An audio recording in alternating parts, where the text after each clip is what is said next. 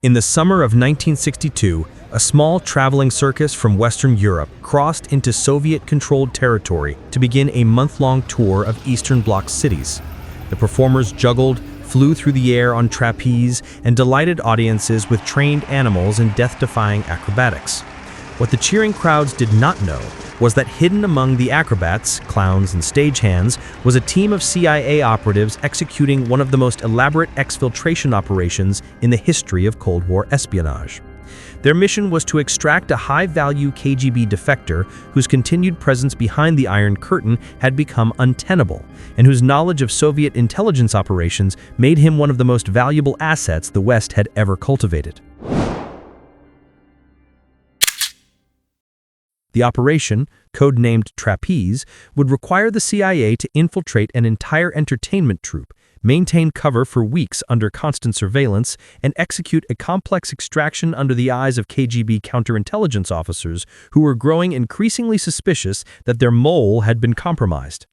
The success or failure of Trapeze would depend on the convincing performance of CIA officers who had spent months learning circus skills, the cooperation of legitimate circus performers who understood the deadly stakes, and the courage of a Soviet intelligence officer who had decided that his conscience mattered more than his career, his comfort, or even his life.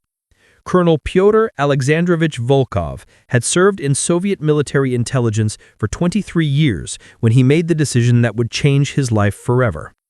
A decorated officer who had fought in the Great Patriotic War and risen through the ranks of the GRU before transferring to the KGB's first chief directorate, Volkov had access to some of the Soviet Union's most closely guarded secrets. He knew the identities of Soviet agents operating throughout Western Europe, understood the organizational structure of KGB residenturas in major capitals, and had detailed knowledge of active measures campaigns designed to influence Western governments and public opinion. His disillusionment had come gradually. It began with Khrushchev's secret speech in 1956 denouncing Stalin's crimes, and it accelerated over the following years as he witnessed the brutal suppression of the Hungarian uprising and the cynical manipulation of peace movements in the West. By 1960, Volkov had reached a breaking point. He no longer believed in the system he served. He no longer trusted that the party leadership had the interests of the Soviet people at heart. He no longer felt he could participate in operations he considered fundamentally immoral. The approach, when it came, was subtle and deniable. During a diplomatic reception at the East German embassy in Moscow, Volkov found himself speaking with a Swedish trade representative who seemed unusually well informed about Soviet cultural affairs. The conversation touched on literature and music, and then on questions of conscience and duty that felt far too philosophical for casual diplomatic small talk. No offer was made, and no recruitment pitch delivered. But a method of contact was suggested so casually that it might have been innocent. A particular cafe in Prague. A specific table. Tuesdays at 3 in the afternoon. If Volkov ever found himself in Prague and wanted to continue their conversation, he would be welcome. 3 months later, Volkov attended a KGB conference in Prague and found himself sitting at that table on a Tuesday afternoon. The Swedish trade representative was not there, but another man was, younger, speaking excellent Russian with a slight American accent.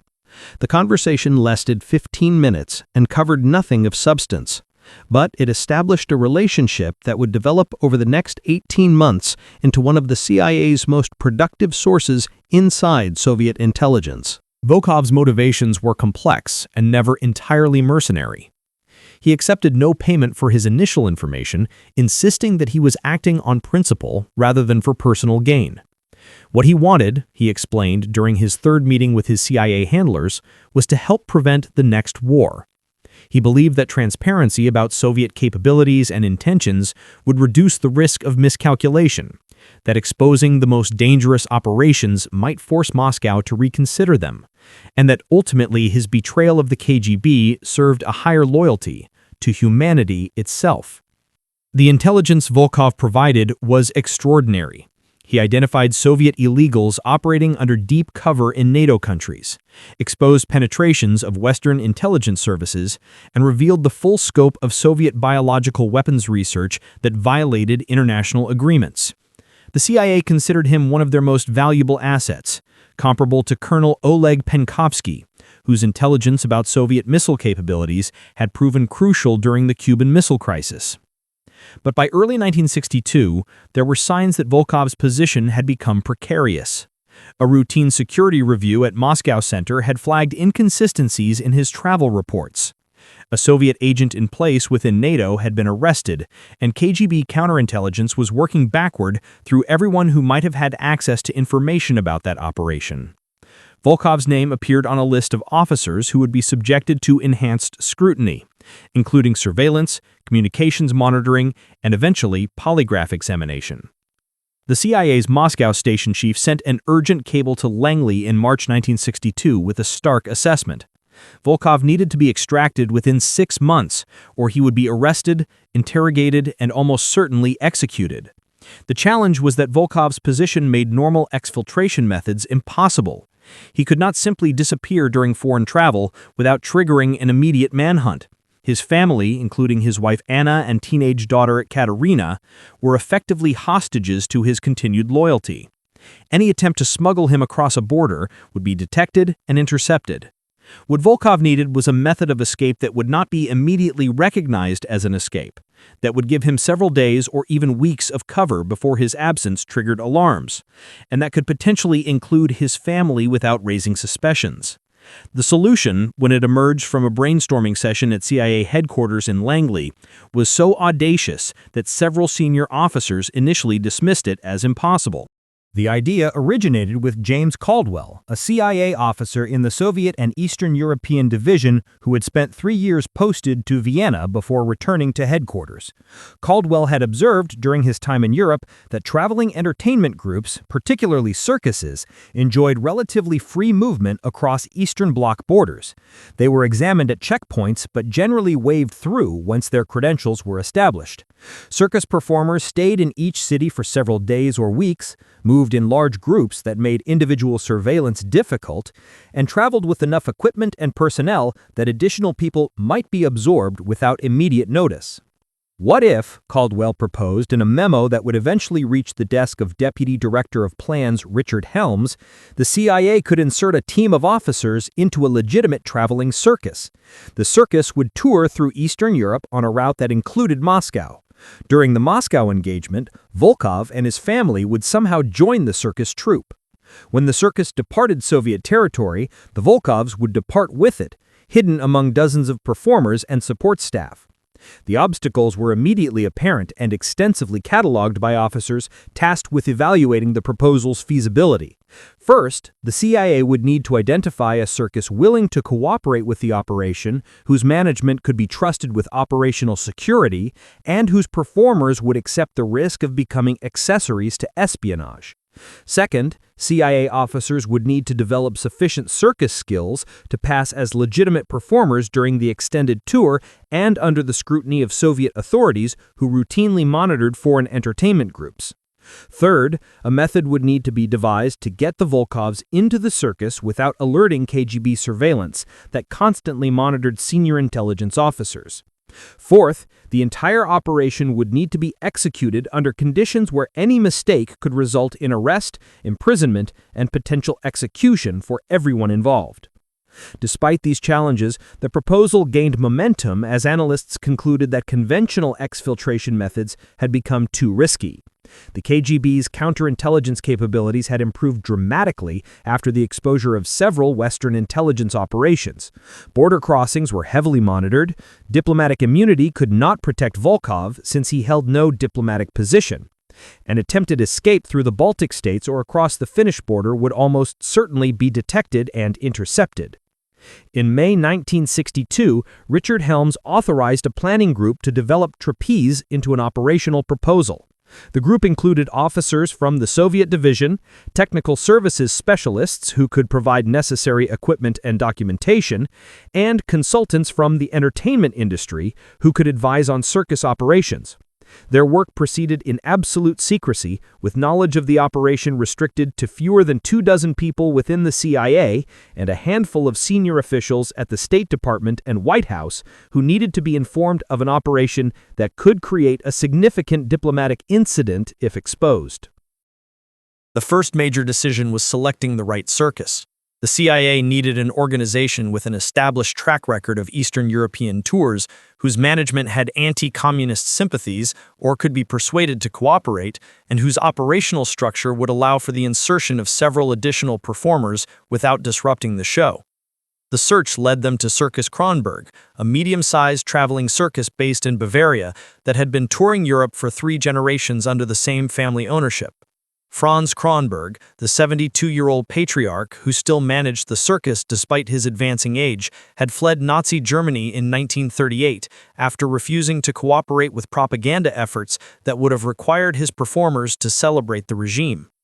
He had rebuilt his circus in the post-war years and had developed a reputation for shows that combined traditional circus arts with more modern theatrical elements.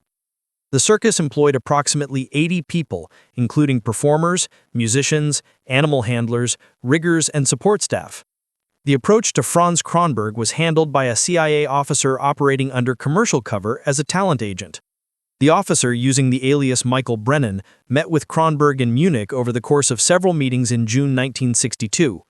Brennan explained that an American intelligence agency needed to move several people out of the Soviet Union using unconventional methods, that a circus tour provided unique opportunities for such an operation, and that the American government would compensate Circus Kronberg for any risks and expenses involved. Kronberg's initial reaction was skeptical, bordering on hostile. He had spent decades building his circus's reputation and was not inclined to jeopardize it for what sounded like a spy movie fantasy. But as Brennan provided more details about the individuals who needed extraction and the political context of their situation, Kronberg's attitude shifted. He was particularly moved by the fact that a teenage girl would be at risk if the operation did not succeed. The final agreement, reached after 3 weeks of negotiation and documented in papers that would remain classified for decades, stipulated that Circus Kronberg would accept 6 additional personnel who would be integrated into the show as performers and support staff. The circus would conduct its planned tour of Eastern Europe, including a 2-week engagement in Moscow that had already been negotiated with Soviet cultural authorities. The CIA would provide all necessary documentation, equipment, and financial support. Franz Kronberg would maintain operational control of the circus and could abort the mission at any time if he felt it endangered his performers. In exchange, the CIA would pay Circus Kronberg $200,000, equivalent to roughly $2 million in current value, plus coverage of any losses or damages that resulted from the operation. With the circus identified and cooperation secured, the next challenge was preparing CIA officers to function as convincing circus performers. The Soviet authorities would review the circus's credentials before approving the tour and might conduct surveillance of individual performers during the Moscow engagement. Any CIA officer whose cover as a circus performer could not withstand scrutiny would jeopardize the entire operation. In July 1962, 6 CIA officers began an intensive training program that would transform them into passable circus performers. The officers were selected based on physical fitness, language capabilities, operational experience, and psychological profiles that suggested they could maintain cover under sustained pressure. All were relatively young, ranging in age from 26 to 38.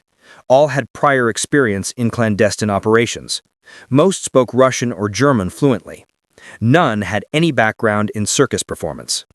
The training took place at a remote location in the Virginia countryside that the CIA had acquired for specialized instruction programs.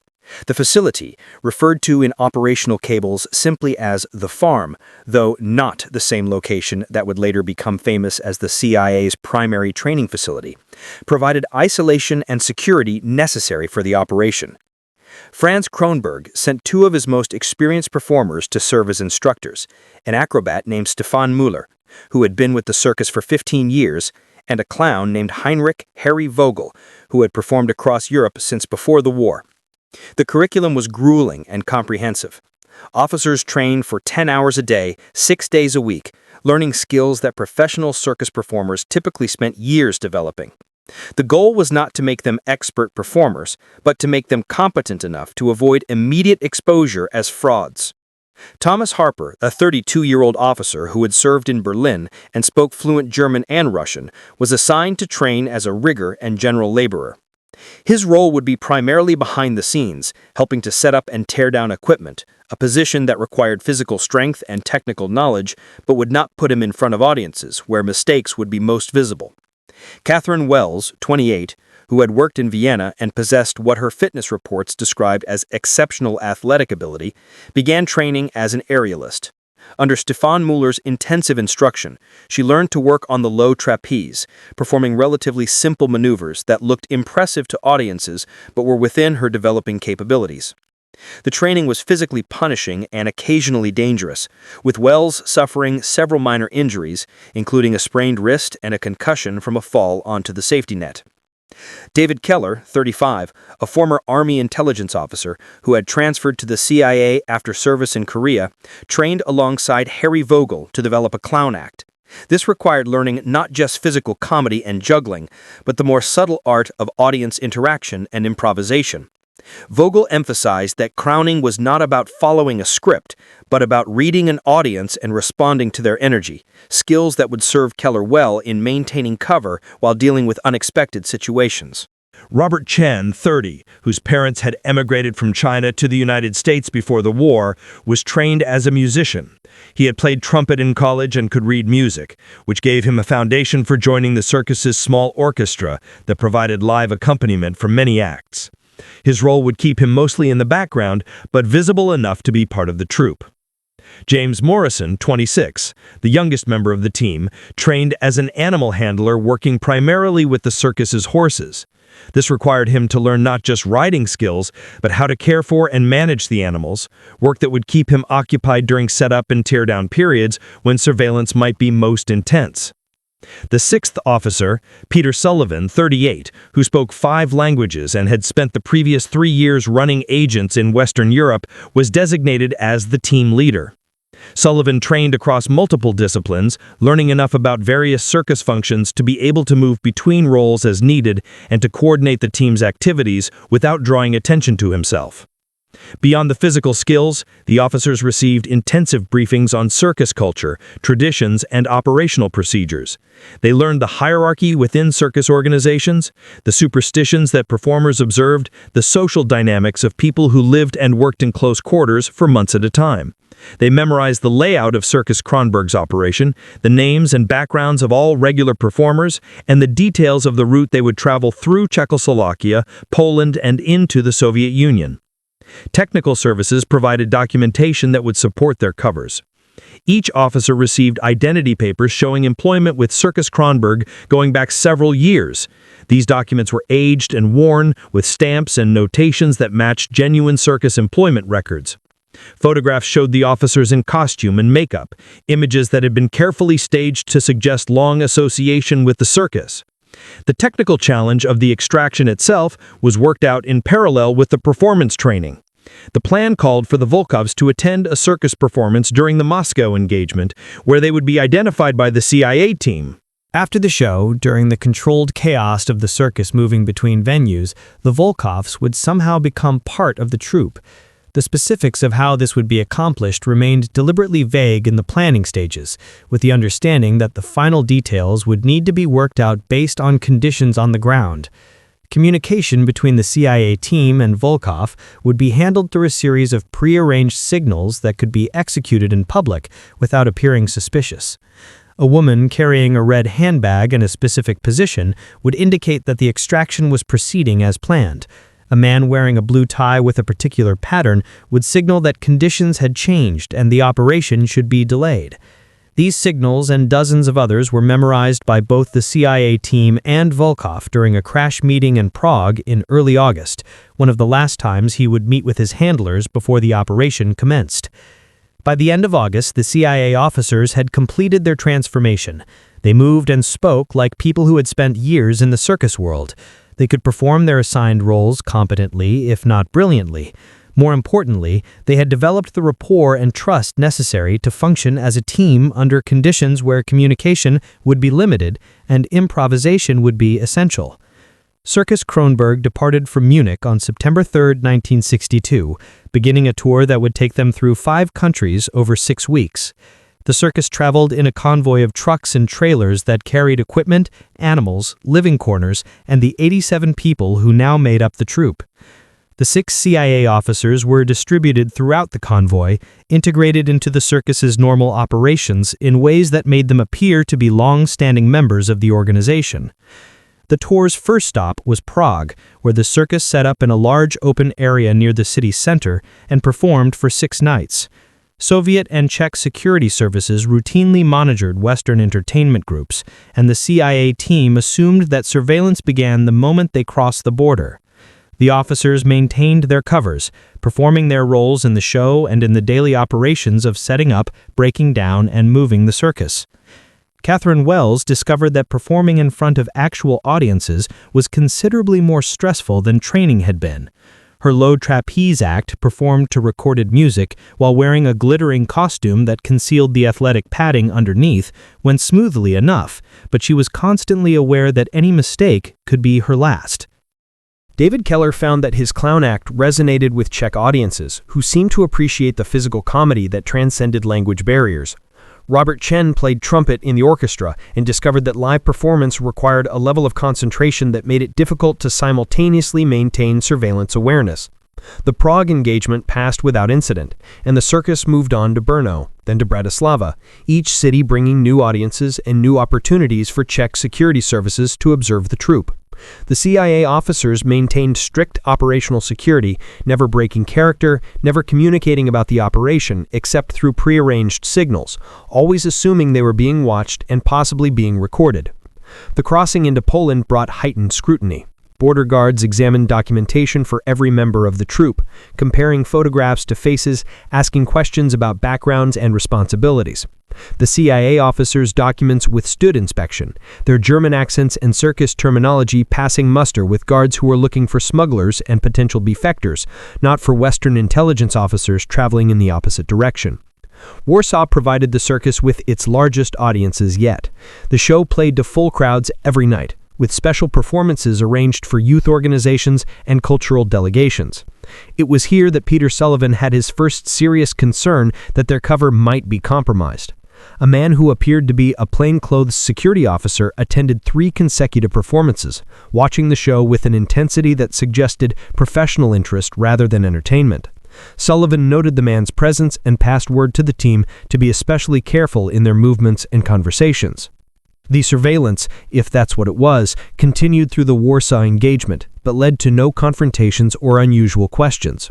When the circus departed for Białystok, the final stop before crossing into Soviet territory, Sullivan assessed that they had either passed whatever test was being applied or that the security services were waiting to see what would happen once the circus reached Moscow. The Soviet border crossing, when it came on September 28, was thorough but not hostile.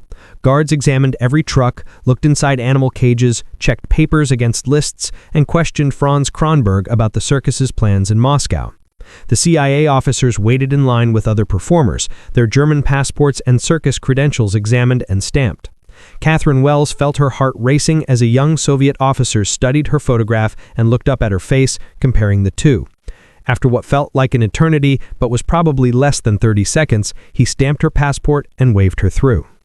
The convoy rolled into Soviet territory and began the final leg of the journey to Moscow. The landscape changed subtly, becoming at once more familiar and more foreign to the CIA officers who had studied it in photographs and films, but were now experiencing it directly. Small villages passed by the windows, collective farms stretched to the horizon, and eventually the outskirts of Moscow appeared, the capital of the Soviet Union, where their true mission would finally begin. The circus set up in Gorky Park, a large recreational area along the Moscow River that had been designated by Soviet cultural authorities as the venue for the engagement. The location was ideal from the authorities' perspective, as it was centrally located, easily accessible to large audiences, and could be readily monitored by security services. From the CIA's perspective, the location presented both opportunities and challenges. The park's openness made surveillance more visible, but also made it difficult to conduct clandestine activities without being observed. The Moscow engagement was scheduled to run for 2 weeks, with performances every evening and additional matinees on weekends. The first show was scheduled for October 2, giving the circus 3 days to set up the big top, prepare the performance space, exercise the animals, and rehearse the show under local conditions. Peter Sullivan used the setup period to conduct reconnaissance of the park and surrounding areas, noting the positions of what appeared to be security personnel, identifying possible routes for moving people in and out of the circus compound, and generally familiarizing himself with the operational environment. He observed that surveillance was present but not overwhelming, with perhaps a dozen individuals who appeared to be security officers maintaining watch over the circus at various times during the day. The signal that the Volkovs had received word about the operation's progress came on October 1. A woman carrying a red handbag in the prescribed manner walked past the circus entrance at precisely 2 in the afternoon, confirming that Volkov knew the circus was in Moscow and that the extraction plan was proceeding. Sullivan acknowledged the signal by adjusting his position slightly, a movement that would mean nothing to casual observers, but would confirm to any trained watcher that the signal had been received and understood. The first performance on October 2 drew a full audience of Soviet citizens, many of whom had never seen a Western circus. The show proceeded smoothly, with each act receiving enthusiastic applause. Catherine Wells performed her trapeze routine without incident, David Keller's clown act generated genuine laughter, and the circus as a whole seemed to win the approval of Moscow's audience. Sullivan scanned the crowd during his own brief appearance, but could not identify the Volkovs among the hundreds of faces. The signal came during the third performance on October 4. Sullivan, working backstage during the show, noticed a man in the 5th row wearing a blue tie with a specific diagonal stripe pattern, one of the recognition signals that had been established. The man watched the show with apparent interest, but seemed to pay particular attention to the backstage area during transitions between acts. When Sullivan maneuvered into a position where he could get a better look at the man's face, he recognized Pyotr Volkov from photographs he had memorized during training. Volkov attended the next 3 performances, each time accompanied by different people who appeared to be family members or colleagues. During the October 6th show, Sullivan identified Anna Volkov, who matched the description provided in Volkov's file. The following evening, a teenage girl who could only be Katerina Volkov sat beside her father, watching the circus with the genuine enthusiasm of youth rather than the careful attention of someone involved in an intelligence operation. The challenge now was to establish direct contact with Volkov and communicate the specific details of how the extraction would occur. The plan called for this communication to happen through a brush pass during a public interaction, but creating the conditions for such an interaction without alerting the surveillance that certainly surrounded a senior KGB officer required careful orchestration. The opportunity came on October 8, after the evening performance. Franz Kronberg had arranged for a small reception in a hospitality tent where Soviet officials and selected audience members could meet performers. Volkov attended this reception with his wife and daughter, introduced as a Ministry of Culture representative who was evaluating Western entertainment for potential cultural exchange programs. Sullivan, playing his role as a senior member of the circus's technical crew, found himself in conversation with Volkov about the logistics of touring shows in different countries. The conversation was entirely professional and could have been innocent, but during a moment when Volkov reached for a glass of wine from a passing tray, Sullivan pressed a small piece of paper into his hand. The pass was smooth enough that anyone watching would have seen only a momentary contact as both men reached for glasses. The paper contained a single line of text in Russian, written in a code that Volkov would recognize.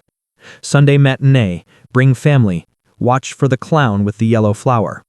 The message established the timeline and provided the recognition signal that would initiate the final phase of the operation. The next 3 days were among the longest in Sullivan's operational career. The team maintained their circus routines, performing shows and managing equipment, while constantly watching for signs that the operation had been compromised.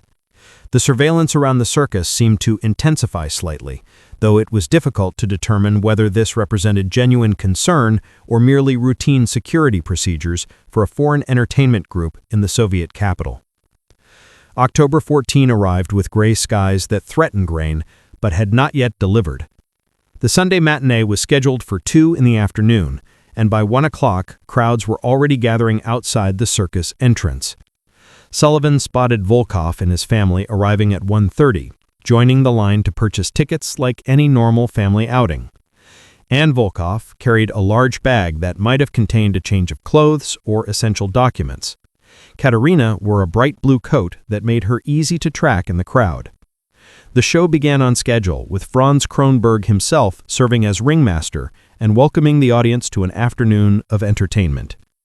David Keller's clown act was scheduled for early in the program, and he took the ring wearing his usual costume, but with one addition: a large yellow flower pinned to his jacket, the signal that the extraction was about to commence.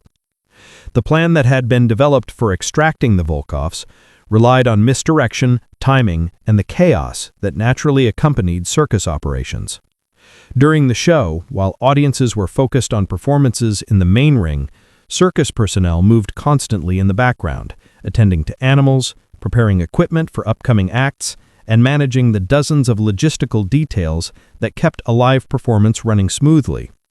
It was in this controlled chaos that the Volkovs would need to disappear from public view and reappear as part of the circus troupe. Keller's clown act included a segment where he recruited volunteers from the audience to participate in a comic routine. This was a standard circus technique that created audience engagement and provided genuine spontaneity to otherwise scripted performances. On this particular afternoon, Keller selected his volunteers with great care, choosing a man and woman from different parts of the audience for his initial volunteers, then appearing to select randomly again and pointing directly at Katerina Volkov. The teenage girl looked to her parents for permission, received her mother's encouraging nod, and made her way to the ring amid applause and laughter from the audience. Keller conducted his routine, which involved the volunteers attempting to juggle increasingly absurd objects while he provided comedic commentary. Katerina proved to be a good sport, laughing at her own failures and playing along with the comedy. As the routine concluded and volunteers were being dismissed back to their seats, Keller appeared to accidentally knock over a bucket of water, soaking Katerina's blue coat. The mishap seemed genuine, and Keller responded with exaggerated apologies and concern. He signaled to someone backstage, and Catherine Wells emerged in her performance costume, leading the embarrassed teenager away to help her dry off and find a replacement for the ruined coat. What the audience saw was a mishap and its resolution. What actually occurred was the first phase of the extraction. Once backstage, Wells led Katerina not to a dressing area, but to a specific trailer where Anna Volkov was already waiting, having been escorted there during the confusion of the water incident by Thomas Harper, who had approached the Volkov seats, claiming to be a circus official addressing a supposed security concern. Pyotr Volkov remained in his seat, watching the show continue without any apparent awareness that his wife and daughter had been removed from the audience. His presence was necessary to maintain the appearance of normalcy for as long as possible. According to the plan, he would depart the circus at the show's conclusion and return to his ministry office, maintaining his normal routine while his family's absence would not be immediately noted. Inside the trailer, Anna and Katerina Volkov were met by Sullivan, who explained rapidly in Russian what would happen next. Circus costumes had been prepared that would transform them into members of the troupe. Anna would become a wardrobe assistant, a role that required no special skills and would keep her backstage during performances. Katerina would be disguised as a junior performer in training, young enough that imperfect skills would be expected and forgiven. The transformation took less than 30 minutes. Hair was restyled, makeup applied, circus identification papers produced from technical services' careful forgeries. The CIA had prepared multiple sets of documents to account for different scenarios, and the papers provided to the Volkovs showed them as recent additions to the circus who had joined the troupe during the Polish segment of the tour. The documents would not withstand intensive scrutiny, but they might be sufficient for the cursory inspections that circus personnel typically received when crossing borders. The most difficult moment came when Anna Volkov had to say goodbye to her husband through an intermediary. Sullivan carried a message from Anna to Pyotr during the show's finale, a brief note that expressed love and hope for future reunion, but provided no details about the escape plan or timeline.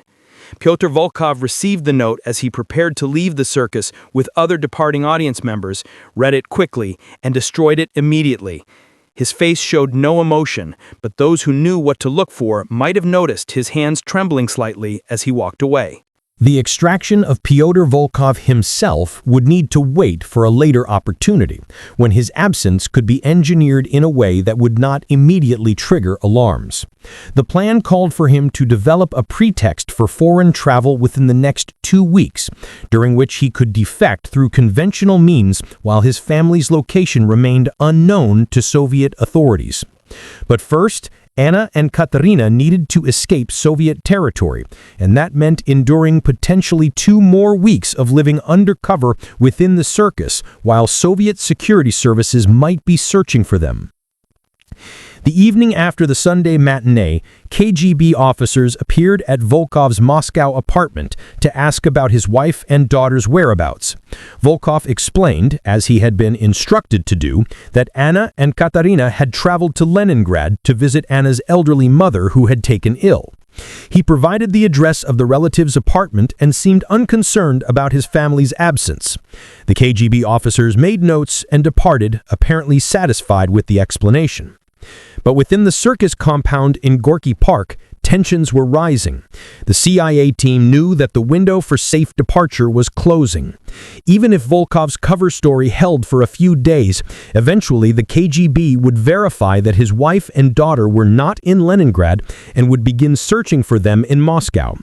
The circus was scheduled to remain in the Soviet capital for 3 more days before beginning its journey back through Poland and Czechoslovakia toward Western Europe. Those 3 days tested everyone's nerves. Anna and Katarina Volkov adapted to their new roles with surprising effectiveness, perhaps understanding that their lives depended on convincing performances. Anna worked in wardrobe, mending costumes and assisting performers with quick changes between acts. Katarina shadowed Catherine Wells, learning basic acrobatic skills and presenting herself as an enthusiastic young performer eager to develop her craft. The surveillance around the circus remained constant, but showed no signs of intensifying into active search operations. Sullivan took this as a positive indicator that Volkov's cover story was holding, and that the KGB had not yet connected the circus to their missing persons case. But he also knew that Soviet counterintelligence was methodical and persistent, and that it was only a matter of time before they began checking all foreigners who had been in Moscow during the relevant time frame. The final Moscow performance took place on October 17th, and the circus began breaking down its equipment immediately afterward. The process that had taken 3 days to complete during setup was accomplished in a single night of intensive labor. By dawn on October 18th, the convoy was assembled and ready to depart, every tent struck, every piece of equipment loaded, every animal secured for travel. The departure itself was anticlimactic. Soviet officials inspected the convoy, but seemed primarily concerned with ensuring that all equipment was accounted for and that no Soviet citizens were attempting to leave with the circus. Documents were checked, but the inspection was routine rather than intensive. Franz Kronberg answered questions about the Moscow engagement and confirmed that the circus would be departing Soviet territory through Belarus and into Poland. Anna and Katerina Volkov rode in a trailer near the middle of the convoy, dressed in their circus clothes, their forged documents ready but not requested.